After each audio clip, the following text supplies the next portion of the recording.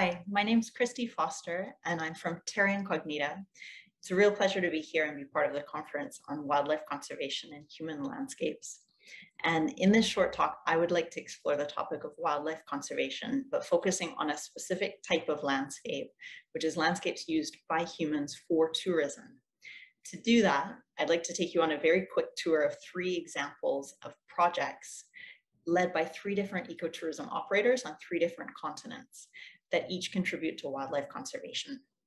So I'll just very briefly explain a bit about who we are, what we do, what ecotourism is if you're not familiar with it, and then we'll get on to the highlights and lessons learned from these 3 projects. So we're Terra Incognita, and we're basically a global community of over 50 ecotourism operators. You can see some of them just here on the slide, as well as over 150 eco-bloggers that collectively practice and promote ethical ecotourism in over 50 countries.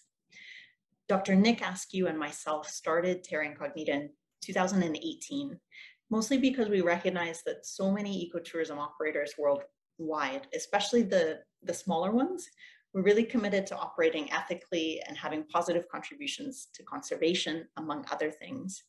But they were actually really struggling to be discovered and be recognized amidst other forms of, let's say, less ethical or less sustainable tourism.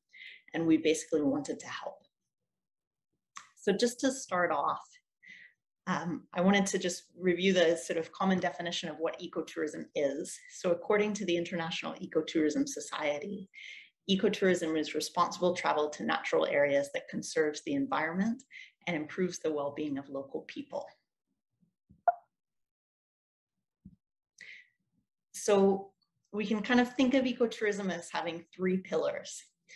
One pillar is conservation, and we often think of that as conservation of nature or wildlife, but it's actually also increasingly recognized as conservation of cultural diversity and cultural heritage, and the links between that and nature and biodiversity. And then the second pillar is communities, so really empowering local communities to be able to achieve sustainable development. And the last pillar is interpretation, or you might even say education. So promoting more awareness, more understanding, and just more appreciation for nature, and also for local society and local culture. So you can see this kind of fits in closely with this concept of human landscapes, because in ecotourism, the human part and the sort of wilder ecosystem part are really closely intertwined. So in this talk, I want to focus on 3 projects, one in Panama in Central America, one in India, and one in the Gambia in Africa. So you can see them just in red there on the map. This is going to be a really quick whistle-stop tour, but I've put the links to the websites if you want to learn more about these projects or these companies.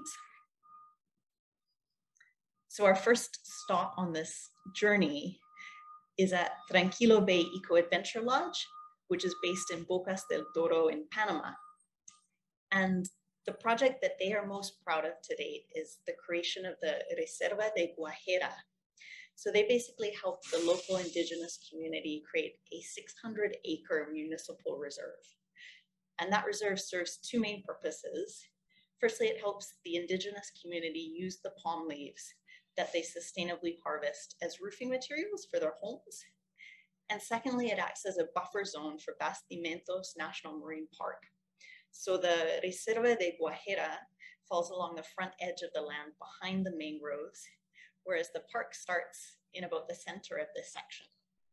And Bastimentos National Marine Park protects close to 33,000 acres, so around 4,000 acres of land and around 29,000 acres of Caribbean Sea. It covers a large portion of Isla Bastimentos and also a substantial portion of the ocean that surrounds it.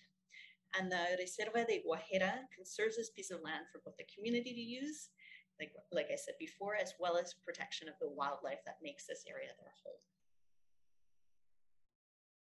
So we asked Tranquilo Bay to share a little bit about the challenges they faced with this project, their successes, and also their lessons learned. So their biggest challenge was working with various groups. So that included the indigenous community, several government organizations and non-governmental organizations. to put together a written plan that they then presented to the local municipal council for review and for vote. However, the biggest success was that it was approved, and this area has actually been protected for going on 10 years now. So no more people can attempt to sell land that doesn't belong to them. This land is actually protected as a municipal reserve with its own management plan. And the biggest lesson that they learned is that big things can be accomplished by a team working together, and also that they were successful because they took small steps towards their goal on a regular basis until it was done. So if you want to learn more about them or about this project, you can visit their website at www.tranquilobay.com. All right, our next stop is now in India with an ecotourism operator called Asian Adventures. And the team at Asian Adventures has always seen the promise of local talent, whether it's providing them training as tour guides or working with them on creating community-based tourism projects. And one example of this is the village of Choti Hadvani, which is actually the birthplace of the famous hunter turned conservationist Jim Corbett. And not only have they helped locals set up a village style dhaba or restaurant where the guests can get an authentic cultural experience, but the company has also helped engage many locals in conservation projects, including their own Elephant Corridors project, which is part of their mission to save the ancient elephant corridors in India. So here's just a couple examples of their work, both training people in ecotourism and also planting trees. And if you'd like more information, you can visit their website at asianadventures.net. All right, our third and last stop is in the Gambia in Africa, in a birdwatching hub called Kotu Creek, where actually over 350 bird species have been recorded. So mangroves, as you may well know, are one of the most threatened habitats in the world. We've lost over half of the world's original mangrove forest cover, and we've lost about an estimated half or more of the original area of mangrove swamp in the Gambia. And Kotu Creek actually suffered a severe mangrove dieback a few years back. So mangroves provide a whole wealth of benefits. They protect against things like weather shocks and other climate-related events. They're essential to help protect local communities and mangroves themselves from storm surges, from floods, from coastal erosion. They can help contribute to sort of micro cooling and microclimatic conditions. They remove pollutants before they enter the sea. They can store up to 5 times more carbon than tropical rainforest can. And they're incredibly biodiverse. So here in Kotu Creek, they're home to invertebrates, to fish, to lizards, to crocodiles, manatees, monkeys, mongoose, otters, and a whole wealth of bird species. And they also help support 33 fishery species, as well as providing wood for homes and for community practices. So this project set out to map and then try and regenerate the local mangrove swamps. And it's run by an ecotourism operator called Inglorious Bastards in partnership with the Gambia Birdwatchers Association. So we asked them about their challenges and successes and lessons learned. And the biggest challenge is that at Kotu Creek, the dieback of mangrove is thought to be linked to the dropping of raw sewage into the waterway by local sewage works, and also the dumping of detritus and pollution from the tourist industry itself. So with offshore reefs being degraded and many coastal mangroves gone, there's also nothing to really protect this area from coastal erosion that's caused by rising sea levels. And this has led to the gradual deposition of sand in the area, which blocks the regular tidal flow, sometimes for weeks at a time. And then upriver, soil from deforested riverbanks washes down and it clogs the River Gambia's arteries, exacerbating pollution incidents. So the biggest challenge that this project is trying to help solve is really around pollution. Their biggest success so far is that during the first planting phase in 2018, where they planted 2 hectares, a healthy 60% of the mangrove propagules survived. And so these successful techniques were then used to expand the project and plant another 3 hectares in 2020. And their partners, the Gambia Birdwatchers Association, successfully brought together a team of local volunteers from the local community who completed the planting in just 1 day, which is pretty impressive. So this project is also, it's kind of ideally located at a tourism and birdwatching hub. And in the next phase of their project, they're going to develop the area's potential as a gateway to showcase the nation's biodiversity. A key lesson learned from this project is that today tourism has largely ground to a halt in the wake of COVID-19, and the Gambia is really suffering economically a great deal. So the lack of visitors that they have means there's less local vigilance and pressure on potential polluters. And despite efforts from the Gambia Birdwatchers Association, the creek is really in danger of becoming contaminated once again. So this really brings into sharp focus the importance of ecotourism, both economically and politically, to help demonstrate the worth of natural resources to the authorities and to help add weight to the voices of local people and local conservation organizations. So I think this is a great message on which to end our tour of conservation through ecotourism. Within ecotourism, there's really a growing recognition of biocultural landscapes, as they're often termed, which kind of recognize that the social and cultural and ecological systems are all closely intertwined and really quite inseparable. So I hope you've enjoyed this tour of just 3 quick examples of wildlife conservation through ecotourism. We believe this is a really, really important topic right now when we're thinking about how we can drive more positive change for people and for wildlife as tourism resumes after the devastation from COVID. And these are really just 3 examples of many examples of conservation through ecotourism. At Terra Incognita, we work with about 50 ecotourism operators, and they practice and promote ethical ecotourism in over 50 countries.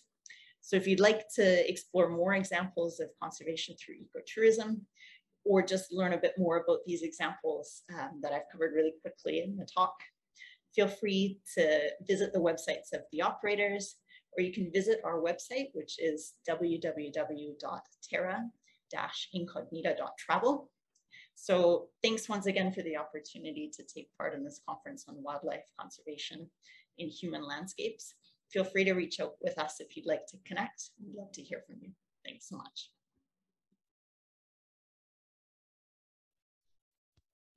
Yeah, okay, thank you, Kristi. Such an interesting talk. It's always so nice to hear you talking. It's always so clear and nice. I think I talk really slowly. I speak really slowly when I present. It was very clear, easy to understand. And I think I'm going to hijack the first question because it's so obvious that I have to ask you this. So we have heard about the success stories, the challenges, and the lessons of these three companies. Which ones have been your success lessons and challenges running Terra Incognita during this time? That's a great question to start. We actually wrote a number of success stories a year or so after we began. I can probably bring them up, but I think something that surprised us was sort of the amount of people that came together around this idea of ethical ecotourism. You know, once we started looking for companies who were practicing ecotourism and really trying to do everything that they could to help both the environment and communities, and obviously their guests. There's so many out there, you know, big, small, and everything in between that are really, really striving to do great work. And a lot of them, you know, aren't so well known.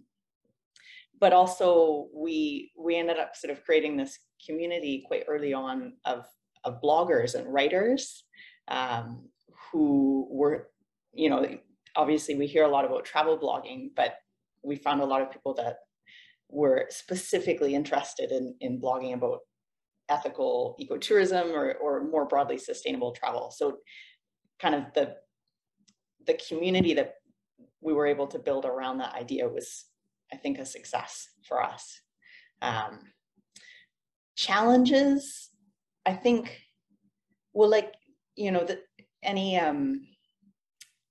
kind of social enterprise starting up, it's one of the biggest challenges is just the time you have to dedicate to it and what you can do in that time. But I think in terms of what we're doing, one of the biggest challenges has been how to really recognize companies that are doing great work in amidst all the other stuff that's out there, that usually shouts louder and bigger than we do or than the companies that we work with do. So how to get them recognized.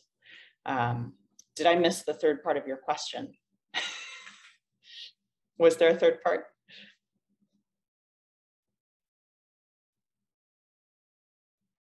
Oh, I can't, sorry, I couldn't hear that.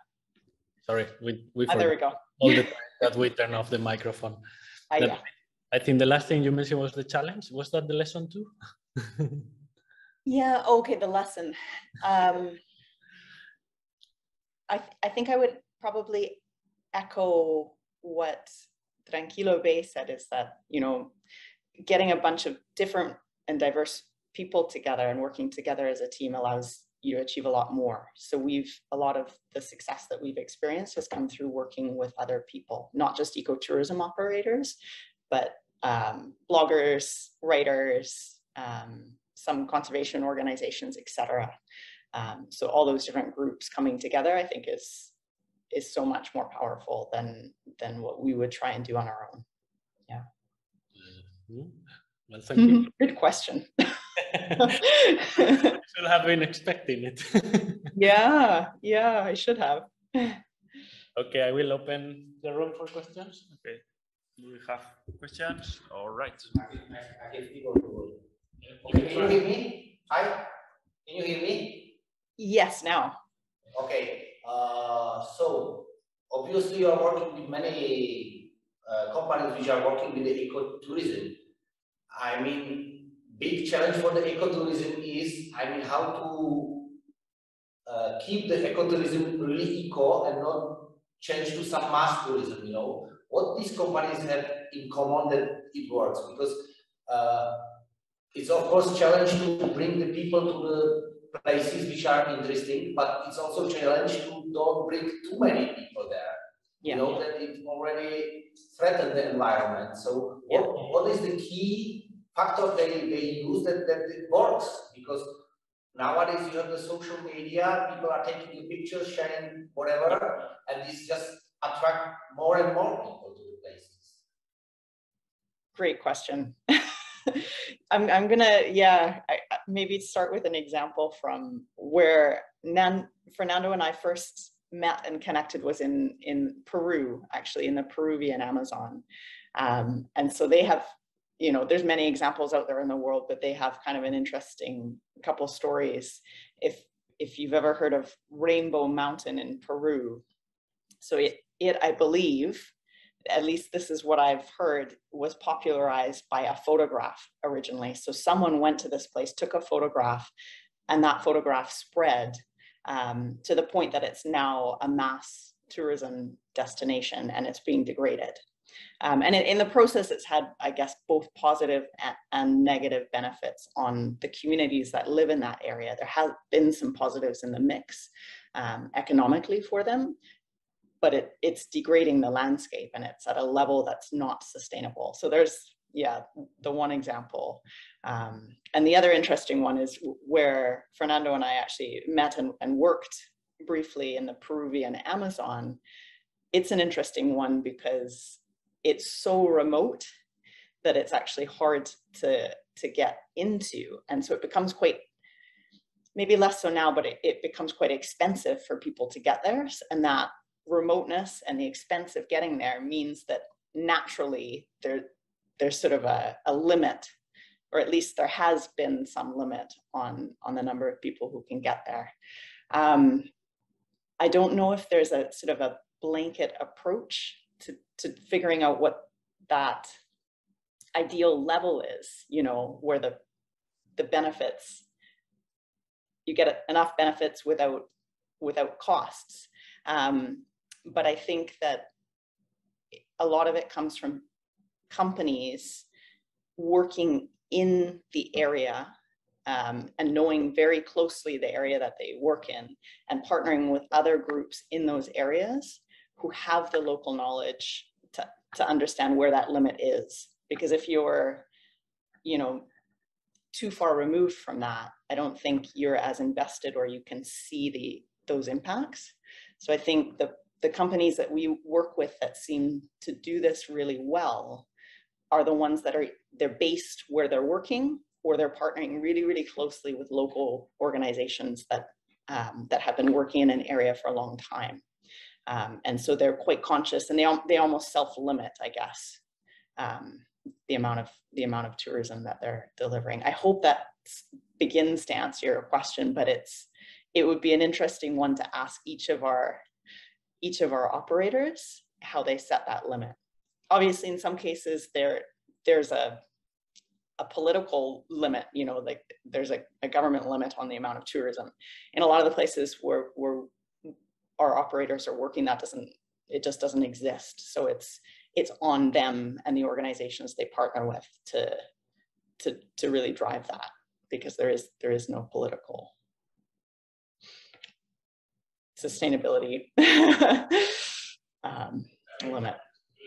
Your business from the very beginning to back up on your potential, because that kills your business, but it's the only way to be ecotourism. So it's so hard. Can you say that again, Fernando? Sorry, it was a bit quiet. Yeah, we moved the microphone around.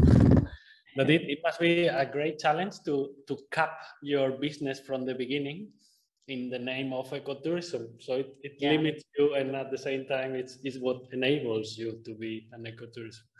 Yeah. And I guess a problem with that is that if you limit naturally the number of customers, it naturally also favors a very special kind of customer, a very and then you get lack of diversity, and like it's so one of I won't say who they are, but one of the operators that we work with who has just a wealth of experience in ecotourism, and actually was one of the founders of ecotourism in Peru, is often in favor in some areas of limiting it to more expensive forms of tourism, because that naturally limits the number of people who can come in and yet still provides enough economic benefit. So that's one approach that might work in some areas. But yeah, like you just said, Fernando, there's downsides to that. You know, it can even sometimes cut off local people in that area from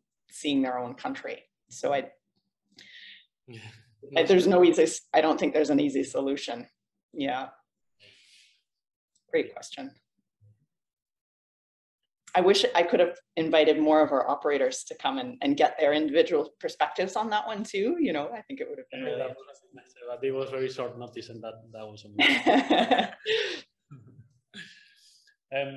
More questions in the room or the chat? Maybe I can ask. I can imagine that it's very diverse and complicated, but do you have some rules that you decide if the travel company can be on your net, or how do you do it? Great question. Am I okay to share my screen? Yes, I think so. Okay. No. Yes, you can. Now you can. Okay. I have the power. Give me 1 second here. I'll just find it and then I can share it. It might be easier this way. There we go.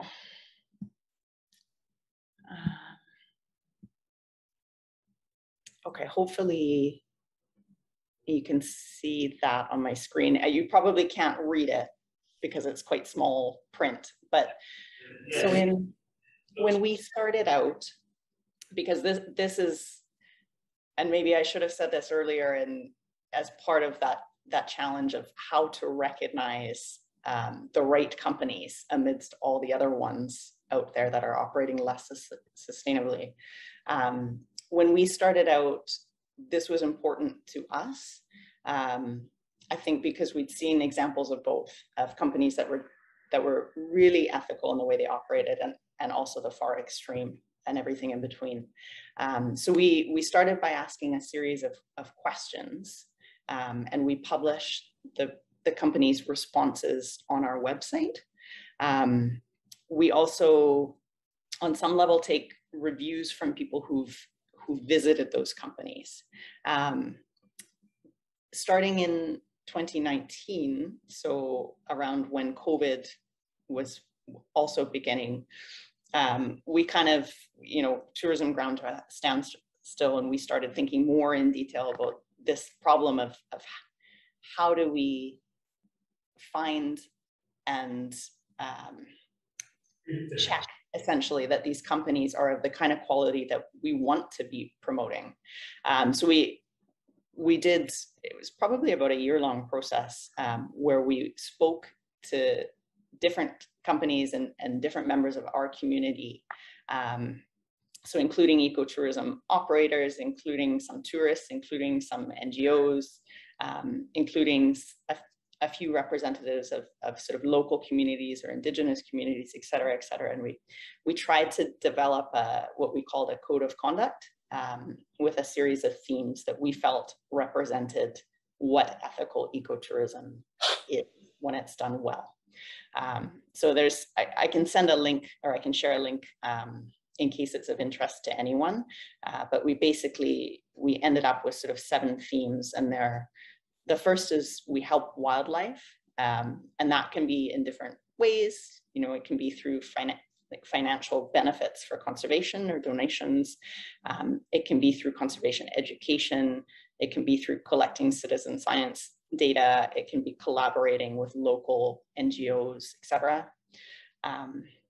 The second is we work with local people.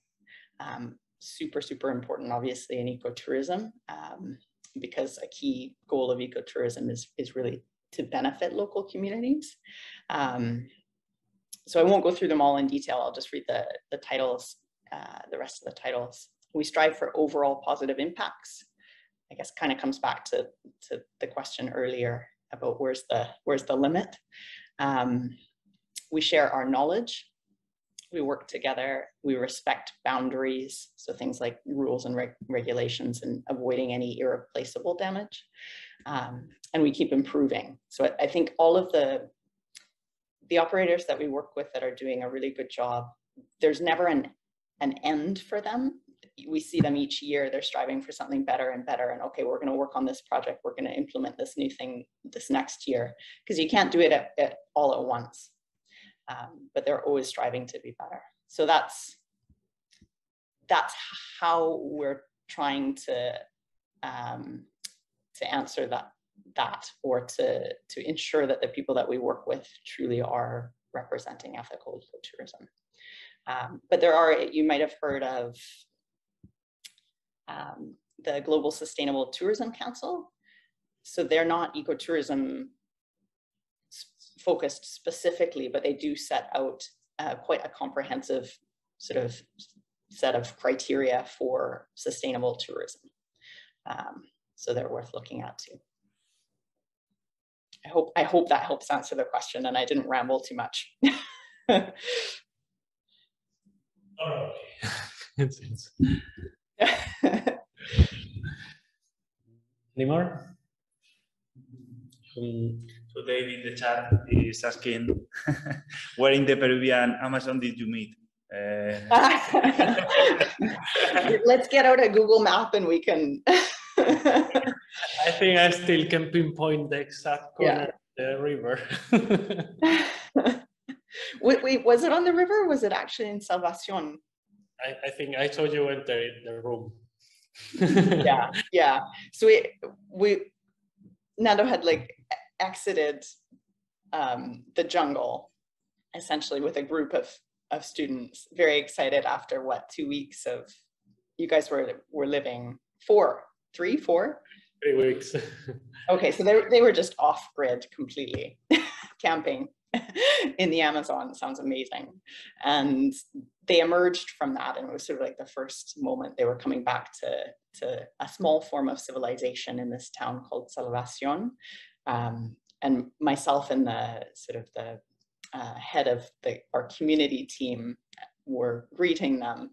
And the head of our community team had the brilliant idea to make everyone dance after emerging from the jungle. And so we all danced together in this room in a small town. So there you are. It was really, really nice, but there was a stark contrast in body odors. But yeah, it was really nice. In the beautiful village of Salvacion. Yeah, yeah. Okay. Does anyone have any questions? No? Very good. Okay. We will let you go, Kristi. I think we are above your time limit, as always. That's okay. No, it's been a real treat to participate. So thanks for having me. If anyone ever wants to reach out, yeah, you're very welcome to. It's all on our website. And I can send any links you need. So thanks so much. Enjoy the rest of the conference, and all the best of luck to everyone. Thank you so much. Thank you very much, Kristi. Thank you, everybody listening. So, what now?